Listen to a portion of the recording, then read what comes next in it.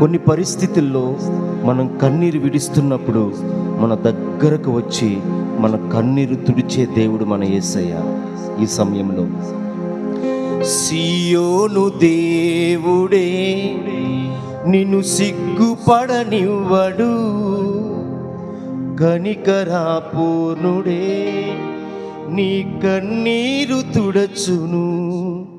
సియోను దేవుడే నిన్ను సిగ్గుపడనివ్వడు, కనికరాపూర్ణుడే నీ కన్నీరు తుడచును.